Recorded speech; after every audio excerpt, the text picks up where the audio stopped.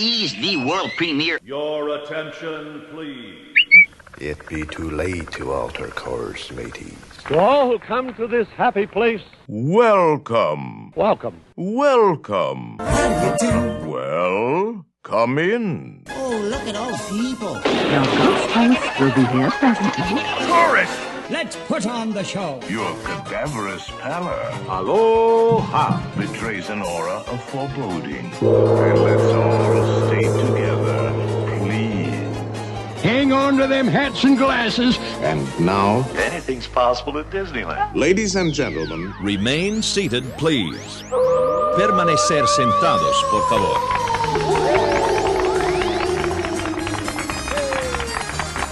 Hello, and welcome to Remain Seated, Please. I'm Robert Leininger, and with me is David Park. Remain Seated, Please is a podcast that goes with our website, remainseatedplease.com. If you haven't visited the site, it's all about Disney parks, Disneyland, Walt Disney World, Disneyland Paris, and soon to be for David Park, Tokyo Disneyland. I'm so excited for that trip. You have no idea. This podcast will be about all things Disney parks and all things Disney. Yeah. So why don't we get to our first topic? Our first episode is going to be about the sounds of Disneyland. Imagine walking through Disneyland and you hear many sounds and sights and senses. What are some of your favorite sounds that really define Disneyland for you? Now, we have come up with a list of our top 5 favorite sounds that really bring us back to the park experience. What are those little sound effects that really sell Disneyland for you and make it authentic and real? So we will each start with our number 5 pick. Number 5 is a sound from New Orleans Square. When you're in New Orleans Square and you have to take a potty break, as so many of us do, there's a little balcony up above, and lots of the time you'll hear humming from up there.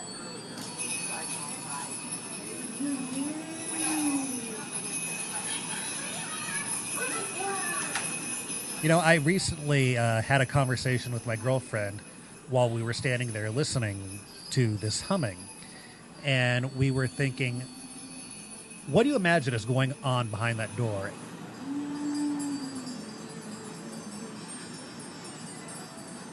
She thought it was a woman taking care of one of her loved ones that was sick in bed. I thought it was a lady doing voodoo.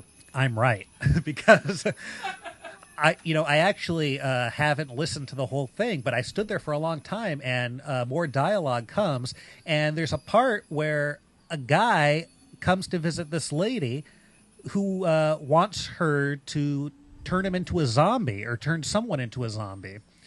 So it is a voodoo type thing, and it all fits in the New Orleans Square theme. How old were you when you first realized that that was one of your favorite sounds? That sound, I don't know how long it's been there, because I haven't noticed it until recently, actually. I notice it more around Christmas time for some reason, and I always think about those bottles that they have hanging for the Christmas decorations, and it reminds me of being alone in New Orleans Square, and you just got off Pirates, and you're getting ready to ride the Haunted Mansion. Alone in New Orleans Square at the holidays, huh? Well, it's going to be pretty late at night. Yeah, midnight. Okay. All right, what's your number 5? My number 5 is just around the corner, and a buddy that we went to college with actually planted the seed in my head that the sound... We talked about the sounds of Disneyland that made it, and we talked about our favorite rides, and Pirates came up, and he pointed out the Tarzan Treehouse drums.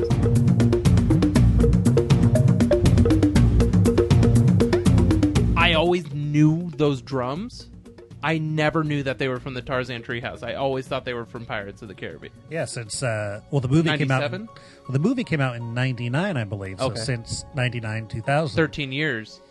Yeah, I had no idea that those have only been around for 13 years. But as long as I guess I've been paying attention, have I equated those Tarzan Treehouse drums with Pirates of the Caribbean? They just go hand in hand.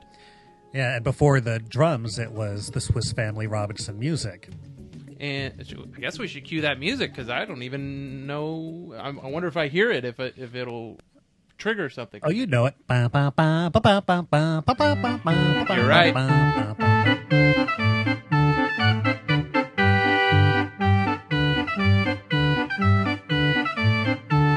I always equate that with Fantasyland. Fantasyland? Yeah, why do I always equate that with Fantasyland? Well, what's your number 4? Let's get down this list. Number 4 is also from New Orleans Square. If you can't tell, New Orleans Square is my favorite land in all of Disneyland. Both of us. That makes 2 of us. Well, my number 4 is from Pirates of the Caribbean. I didn't want to pick a voiceover or yo-ho. So I wanted to pick something that is more of a sound effect that really makes you feel like you're there. So my number 4 pick is the clicking sound after you have reached the top of the waterfall. That's the clicking sound. I didn't know what it was when I played it the first time. Oh, you didn't? I didn't. I now it makes sense. I was like, the clicking from Pirates. What the hell is he talking about? Yeah, as the boat goes over and you get a little bit of a waterfall, which is basically the same size of the one at Disney World. The actual waterfall at Disney World. Yeah, the actual waterfall. You get that clicking sound, and they add that on all the ride-throughs on the soundtracks, and it really adds to the realism of being there. Yeah, that's a great sound. Well, my number 4 is it's got to be a crowd favorite, right? Maybe it's one of those things that people don't pay attention to; they just sort of take it for granted. But it's the chime from Star Tours. Of course, that's a classic one. It's so simple. It's five notes. That's it. It's super simple. They even added it in the fireworks show for the 50th anniversary. And everybody knows what it is. Now, I have 2 versions of that chime. One is dubbed 2011. Was that not in the ride before? That more epic sounding one? Well, with the whoosh after it? I'm sure they rescored the whole ride and rescored that. I guess I have to go back in some of my old original ride-throughs and see if this more epic version. It could have been the file I downloaded. People title it whatever, because the ride wasn't even. Oh shit! Has it been 2 years? Was it 2011? 2011. Oh my gosh, time flies so fast. Came out when Little Mermaid opened. Remember? That's right. What's your number 3? Number 3 is from Adventureland at Disneyland, and it is the sound of the boats on the Jungle Cruise, that motor sound. Just the motor sound. Just them. Hit it, Skip. Yep. The Jungle Cruise boats. For some reason, that sound brings me back to thinking about the old Jungle Cruise before they redid it for Indiana Jones, and being a little kid riding in those boats. That sound has always stuck with me. How much changed after they built Indy? Well, the whole queue was redone when Indy was built. Before, there wasn't a 2-level building. You would just basically walk on the ride. And that must be why I don't remember Jungle Cruise as a kid. Yeah, well, not just that, but I mean, it almost seemed like a new ride to me about when I really started going. There were some changes within the actual ride, but not many. Most of the changes were the queue and the boats themselves. Was the sign of danger there? Because that's right by Indy. No, that was. I'm 99% sure that was added with Indiana Jones. What's your favorite Jungle Cruise joke since we're on Jungle Cruise? Favorite Jungle Cruise joke? My favorite Jungle Cruise joke is, and here's the most dangerous part of our journey, the return to civilization and the California freeways. That goes to my number 3. My number 3 encapsulates an entire, more of a feeling than a single sound, and it's the sounds of Main Street Station. I mean, that's all encapsulating of the bell, the whistle of the train, the steam of the train, the announcer announcing the train's departure and arrival. The Main Street Station itself. You can hear it from outside the park. You can hear it from halfway down Main Street. It's just iconic. I love it. Your attention, please. The Disneyland Limited, now leaving for a grand circle tour of the Magic Kingdom, with stops at New Orleans Square, Mickey's Toontown, and Tomorrowland. All passengers, board. That was great. I love that. What's up with Burger King right there before New Orleans Square? What? Oh, Burger King. The king. It's Mardi Gras. Oh, but that has nothing to do with it. That is, I'm going to put a side-by-side picture on the podcast of that guy, that Burger King bust. That's not real. And the actual Burger King character they were using about 5 years ago. Well, interesting fact, I think the Burger King mask was designed by the Stan Winston Studios, and perhaps Stan Winston went to Disneyland and was inspired by that mask. Who knows? It's uncanny how much that guy looks like Burger King. How do you know that about Burger King being designed by Stan Winston? I don't know. What's your number 2? Number 2 is a sound I know everyone loves. And if you think of Disneyland, this is the sound you think of. It's the sound of the Mark Twain's whistle. That's a good one. Is it a whistle? It is a whistle. On your birthday, if you can't get in the Lily Bell and somebody awesome is working at the City Hall, they will call the Mark Twain up and let you drive it. They will make sure that there is an opening. You can sign a little guest book. You get to pull the whistle. They are all in a pattern on purpose. And do you know why? It's to let the canoes know that you're coming. Oh. It's very like maritime legit patterns that you have to do them at the right time. Like they tell you, it's like I don't remember what it is now. We've only done it once, but it's like 2 longs and a short, and you ring the bell is sort of arbitrary, but the whistle is very important. Yeah. I love the sound of that whistle.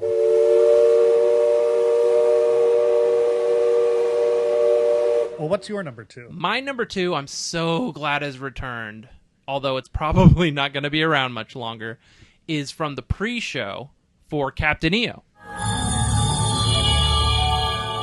That sound was the equivalent for me as a child of, I guess, Captain EO, but as well as Space Mountain. I mean, that was the Space Mountain sound for me as a kid. I love that sound too, and it really brings back memories. I remember a little kid in the late 80s waiting in line for Captain EO, and I remember just being so bored waiting for the doors to open and watching that bad pre-show video. Is it the same pre-show video, or is this one more of a tribute video where we're seeing behind the scenes stuff? I'm not quite sure. I feel like I don't know, actually. I'll have to look into that. What is your number 1 favorite Disneyland sound? I think everyone's going to know what this sound is. Cue it. That's the sound of that famous abominable snowman, the Yeti, also named Harold.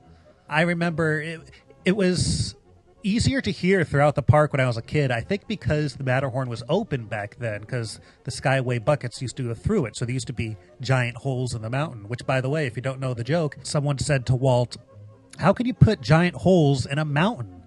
And Walt replied with, well, it is a Swiss mountain.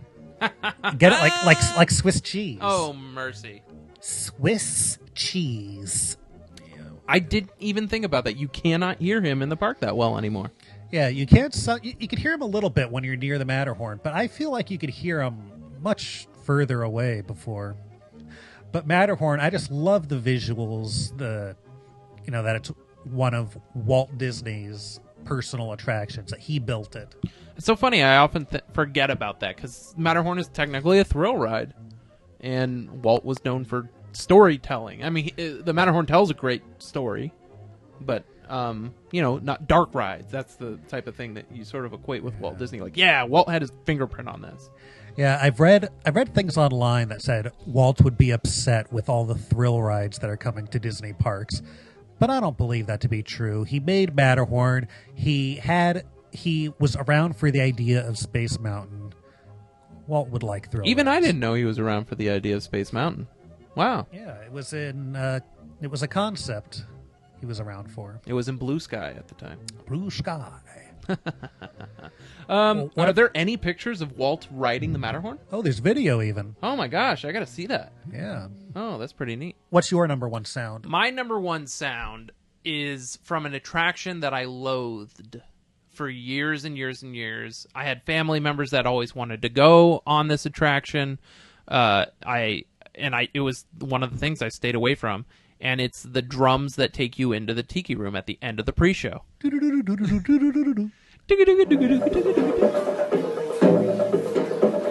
You know, Maynard was working at the Tiki Room like he does, and I always air drum those drums. It's like a high tom and a low tom, and I always air drum the low tom and the high tom. And Maynard knew what I was doing. He got it. He appreciated it. I loved it. There's something about that microphone inside the Tiki Room that sounds different from any other microphone I've ever heard in my life. I love the tone of it. It sounds good. It's so flat and so dead. Like there's no reverb on it at all. So you said you loathed the Tiki Room. Do you I like did. it? What do you think of it now? It's probably my number one favorite attraction now. I maybe not over Haunted Mansion, but it is way up there. And one day it just clicked. My wife grew up going to Hawaii. Her mother grew up in Hawaii. And so I've been a few times, and I fell in love with Hawaii. And I guess that has to be the catalyst to me one day just sitting in the Tiki Room, and I got it. I got it. It made sense. Yeah, I always loved the Tiki Room, but I didn't really go on it a lot growing up because there was always so many other things that a kid would rather do. Yeah. But since I got an annual pass, I go there almost every time, and there's nothing better than being in the little Tiki Garden area during magic hour. Yeah. During The lighting. dusk when the light's going down and you see all the tikis coming to life. It really is a magical little area. Yeah.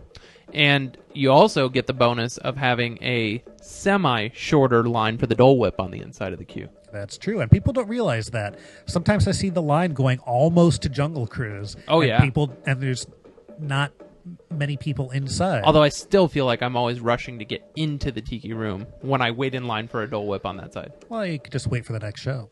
I suppose. I don't mind either. I love hearing all the gods tell everything, but those drums. And let me tell you, I just pulled up this website because I found this the other day. Somebody who's looking, these drums are really tough to find. You actually went to Disneyland today to record these drums. I did. But check this out. Now, this person must live in Florida or goes to Walt Disney World all the time. The drum music at Walt Disney World Enchanted Tiki Room is a custom piece. This was done back in the 60s, so it couldn't have been done for Walt Disney World, which is an interesting note. But he must just be responding to the original poster. This was done back in the 60s, recorded at Todd A.O., which is, I'm assuming, some studio somewhere. Apparently, the drummer in Frank Sinatra's band at the time is one of the percussionists. And they also did the Talking Logs music for the 6 drum log tikis over by the Jungle Cruise. And this guy, he says he got this info from a guy named Glenn Barker, who's currently in charge of post-audio mixing for Disney attractions.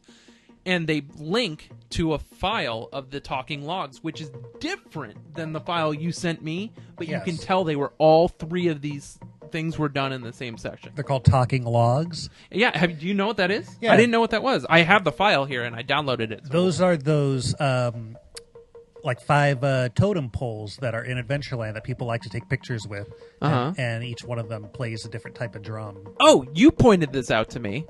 Above the Jungle Cruise, above the Mercantile next to the Jungle Cruise is a Tiki Drummer.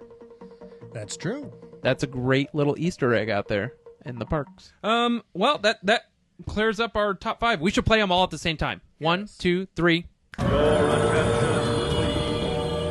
Sounds good. I love it. That's a new Disneyland sound right there.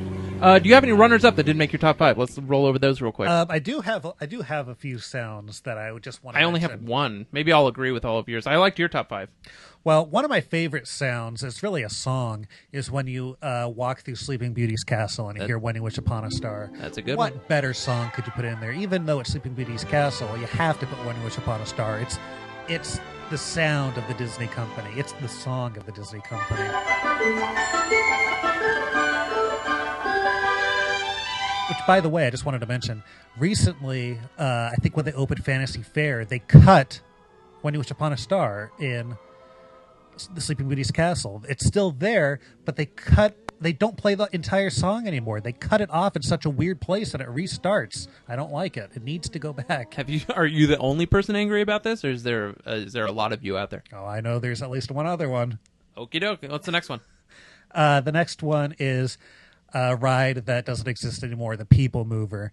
I loved the sound of the Tron light cycles when you enter the Tron section. It's so funny. When I was a kid, I thought the People Mover was the Tron ride.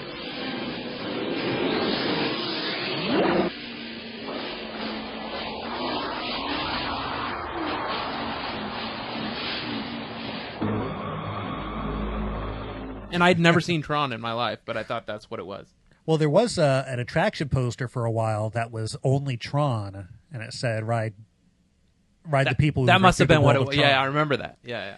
Yeah, so the Tron light cycle sound is really distinctive to 1980s Disneyland for me. Nice. And then I wanted to mention my most distinct and favorite sound from Walt Disney World, which is the generator from the Twilight Zone Tower of Terror.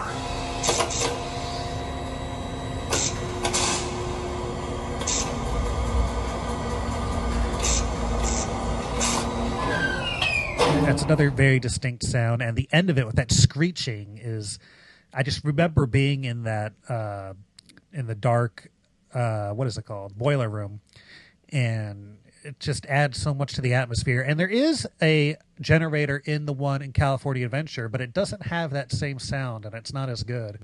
Well, what about you? I only have one, and it came to me when you were talking about the New Orleans Square humming, and it's the Morse code that is playing at the New Orleans Square station.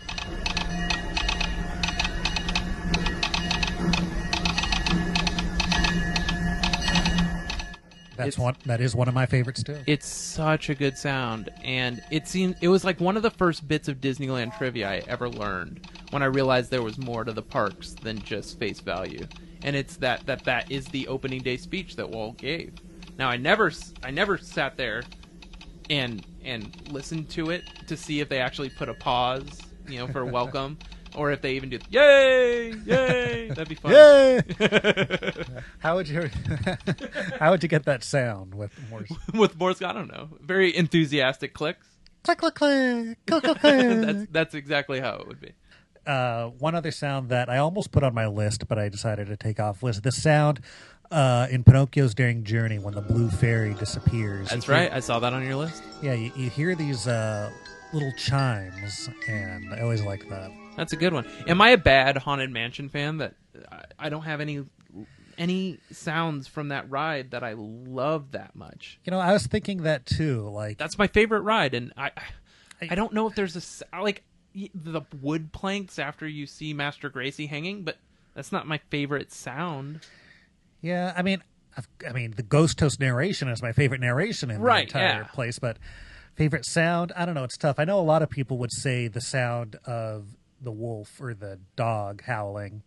No. But that's more of a Disney World thing, I feel like, because they play that on the outside of the mansion. Right.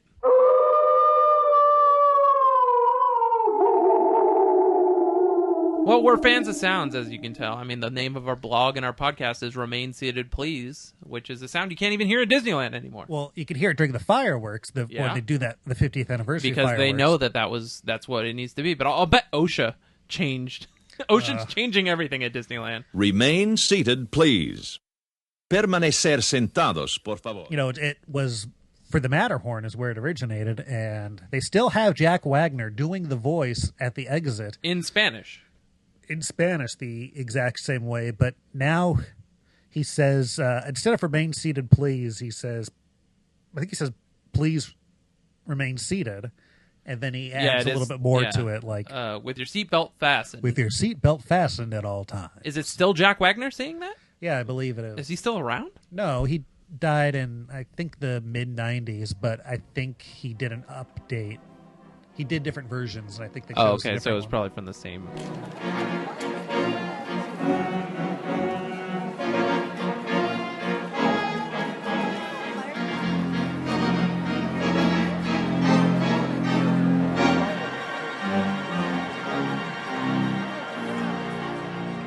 Let's wrap this thing up. Let's talk about some Disneyland news. What's going on? You were at the parks today. What'd you see? I was at the parks today. Well, this week is the 50th anniversary of Walt Disney's Enchanted Tiki Room. This week? This week. I'm a terrible Tiki Room fan. I have not been there. I'm blacked out now. You're blacked out? I'm blacked out. Isn't that terrible? Which pass do you have? I'm a terrible Disneyland fan. We SoCal? have a SoCal pass. Last Sunday was the exact date of the 50th anniversary, I did know and that. they're doing a limited time magic thing where annual pass holders can get a replica of a brochure from 1963 of when the Tiki Room opened. That's great. You got to give me one of those. I'll see what I can do. You can only get one per person each day. Per day. That's the key. I have till tomorrow. What else? Lone Ranger premiere was last week. I hear the train is over at the Toy Story parking lot right now. Yeah, I didn't go and see that. I don't really care so much about that. I mean, I kind of want to see the train, and I kind of want to see the movie, but Now, you mentioned a rumor to me that if Lone Ranger does well, that there's the possibility of them re-theming Big Thunder. You think that's still on the plate with this huge overhaul they're doing? Well, I never said that was a rumor. I said that's what they'll probably do. I don't know if that's true or not. But, I've heard people think that might happen, or if there's a Frontierland expansion, adding a Lone Ranger ride if the movie's successful. Who knows? However, wouldn't you prefer that to a Woody ride? Yeah, but I prefer something original. Or me too. The Mark Davis, what is it? Western River ride? I don't know that. What is this? Oh, you got us. You told me about this. We'll do another podcast. Yeah. We'll do about rumors this, and things later. There was a ride that was intended for Walt Disney World that was going to be a Western cowboy version of Pirates of the Caribbean. That does sound good. Maybe they'll do a walkthrough. I wish we had a good walkthrough. He had so many great ideas that he turned into Omnimover rides and boat rides. That's true. California Adventure really needs a long, dark ride like Pirates or Mansion or Small World or something that's 10 to 15 minutes long. You can just relax and see it an extraordinary amount of detail. I mean, their longest ride is what? It's got to be Grizzly River. Grizzly River, yeah. Which needs animatronics badly. Yeah, I mean, their only dark rides, the longest dark ride, I guess, would be, well, I guess you could say Radiator Springs Racers, part dark ride, but... Yeah. I read a rumor, and it may have been that somebody was just talking about how much of a dark ride Radiator Springs Racers is, but the new proposed Radiator Springs Cars Land at Hollywood Studios in Florida, it said more dark ride than thrill ride. But that sort of describes Radiator Springs Racers now, but I didn't know if that was a note that said that it will be more dark ride, as if there's going to be more caverns. Like, you were very disappointed in what we have here? I was disappointed that there was not enough caves, but I heard that Disney's Hollywood Studios is getting Cars Land without Radiator Springs Racers. No. That's what I heard. I'm not saying you're wrong. I'm just saying they're wrong, if that's the truth. Well, they have Test Track. Maybe they don't want to use the same ride vehicle, but I don't know. How were the crowds today? Well, I only stayed till 11 o'clock, and they were fine up until that point, but it was starting to get crowded. Okay. Especially at California Adventure. Tower of Terror was at 50 minutes.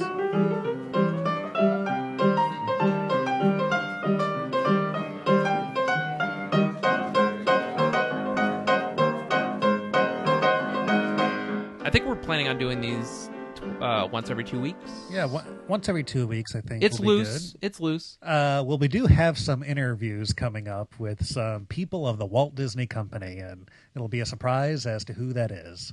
Yeah, we just kind of want to do something different and see what happens. And these podcasts are going to be about 30 minutes to an hour on average, and it will just be whatever our topic is, and then a little section for news, and maybe you guys will enjoy it. Yeah, and hopefully, if you like what we're able to bring to you, which is some voices from inside the Walt Disney Company, well, we'll send it out on Twitter at RemainSeatedPulse PLS, and we're also on the Facebooks, and you can hit us up. We'll let you know who it is that we're interviewing. I think next week, I can tease it. It's going to be Mark Silverman, the voice of Rod Serling for the Tower of Terror. That's not a tease. That's giving it away. Yikes. Uh-oh. Tonight's story on the Twilight Zone. You do a really good Mark Silverman impression. Well, for Remain Seated, please, I'm David. And I'm Robert. And always remember to drink your Ovaltine. Bye.